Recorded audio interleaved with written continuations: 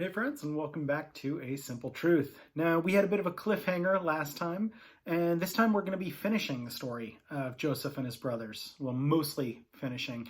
At the end, Jacob is going to want to see his son that his brothers tell him about, so we'll take a look at that tomorrow.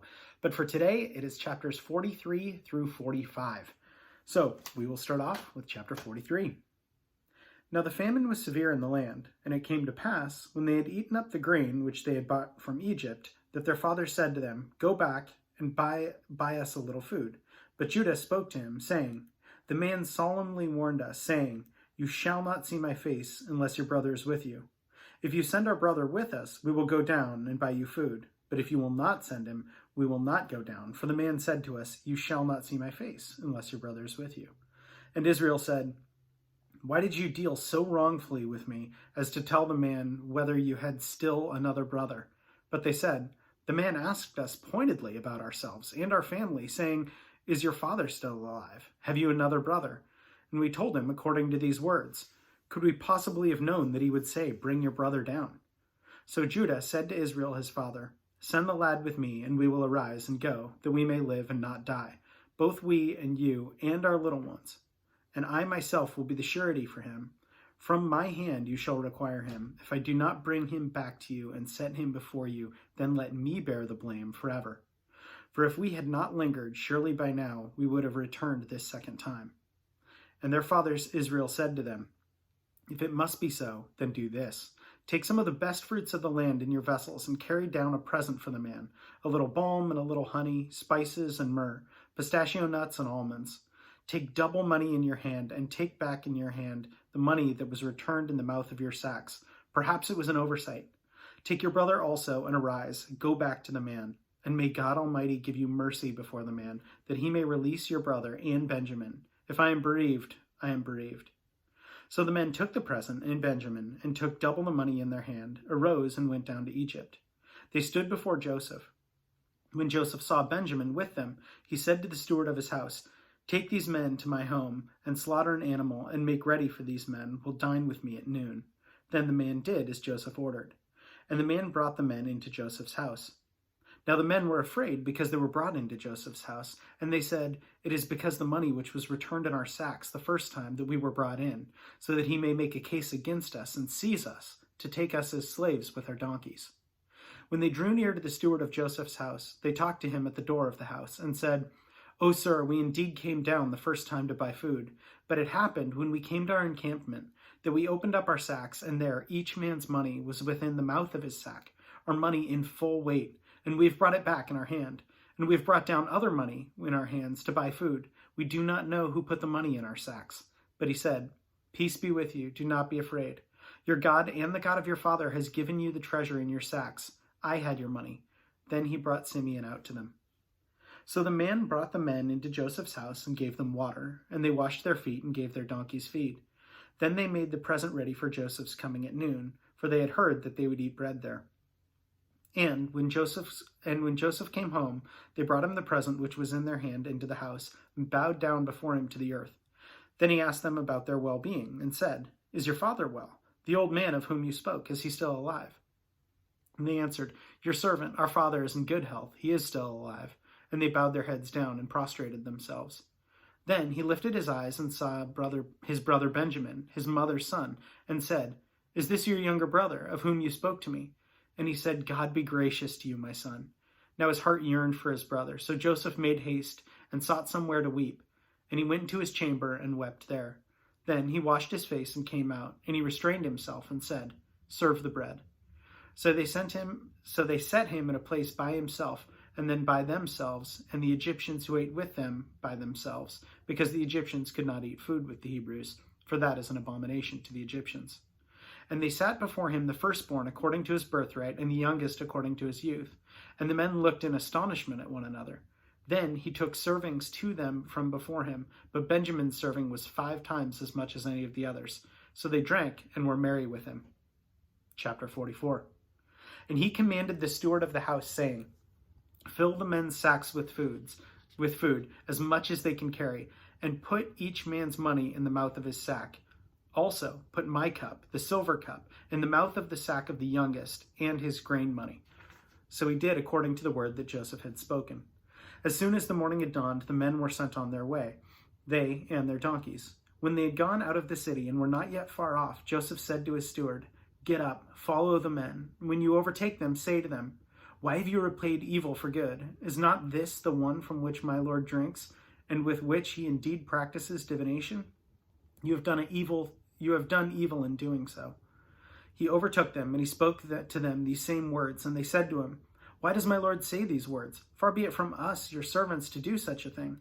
Look, we have brought back to you from the land of Canaan the money which you found in the mouth of our sacks. How then could we steal silver or gold from your Lord's house? With whomever of your servants is found, let him die, and we will also be my Lord's slaves."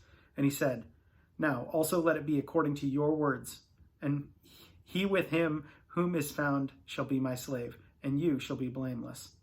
Then each man speedily let down his sack to the ground, and each opened his sack. So he searched. He began with the oldest and left off with the youngest, and the cup was found in Benjamin's sack. Then they tore their clothes, and each man loaded his donkey and returned to the city. So Judah and his brothers came to Joseph's house, and he was still there, and they fell before him on the ground. And Joseph said to them, "What deed is this you have done? Did you not know that such a man as I can certainly practice divination?" Then Judah said, "What shall we say to my Lord? What shall we speak, or how shall we clear ourselves? God has found out the iniquity of your servants. Here we are, my Lord's slaves, both we and he also with whom the cup was found." But he said, "Far be it from me that I should do so. The man in whose hand the cup was found, he shall be my slave. And as for you, go up in peace to your father." Then Judah came near to him and said, "O my Lord, please let your servant speak a word in the Lord's hearing, and do not let your anger burn against your servant, for you are like even Pharaoh." My Lord asked his servants, saying, "Have you a father or brother?" And we have said to my Lord, "We have a father, an old man, and a child of old age, who is young. His brother is dead. He alone is left of his mother's children, and his father loves him." Then you said to your servants, "Bring him down to me, that I may set my eyes on him." And we said to my Lord, "The lad cannot leave his father, for if he should leave his father would die." But you said to your servants, "Unless your youngest brothers come down with you, you shall see my face no more." So it was, when we went up to your servant, my father, that we had told him the words of my Lord. And our father said, "Go back and buy us a little food." But we said, "We cannot go down if our youngest brother is with us. Then we will go down, for we may not see this man's face unless our youngest brother is with us." Then your servant, my father, said to us, "You know that my wife bore me 2 sons, and the one went out from me, and I said, 'Surely he is torn to pieces,' and I have not seen him since. But if you take this one also from me, and calamity befalls him, then you shall bring down my gray hair with sorrow to the grave. Now therefore, when I come to your servant, my father, and the lad is not with us, since his life is bound up in the lad's life, it will happen. When he sees that the lad is not with us, he will die.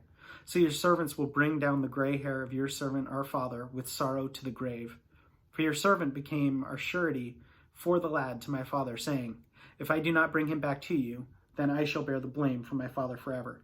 Now therefore, please let your servant remain of the lad as a slave to my Lord, and let the lad go up with his brothers. For how shall I go up to my father if the lad is not with me, lest perhaps I see the evil that would come upon my father?" Chapter 45.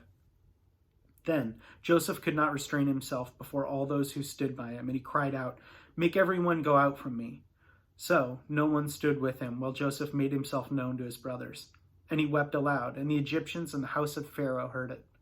When Joseph said to his brothers, "I am Joseph, does my father still live?" But his brothers could not answer him, for they were dismayed in his presence. And Joseph said to his brothers, "Please come near to me." So they came near. Then he said, "I am Joseph, your brother, whom you sold into Egypt. But now do not therefore be grieved or angry with yourselves because you sold me.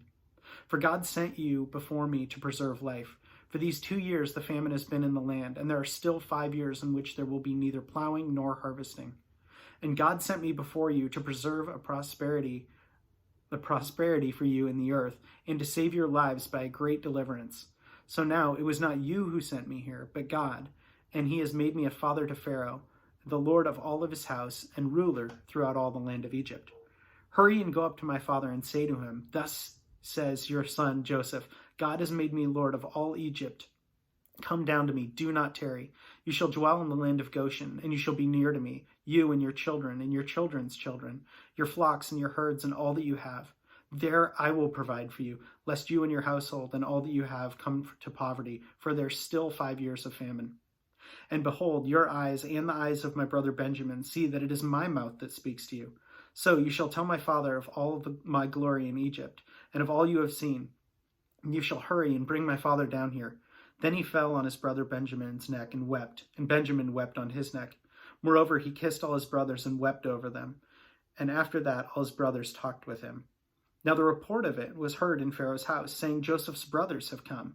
So it pleased Pharaoh and his servants well. And Pharaoh said to Joseph, Say to your brothers, do this, load your animals and depart, go to the land of Canaan.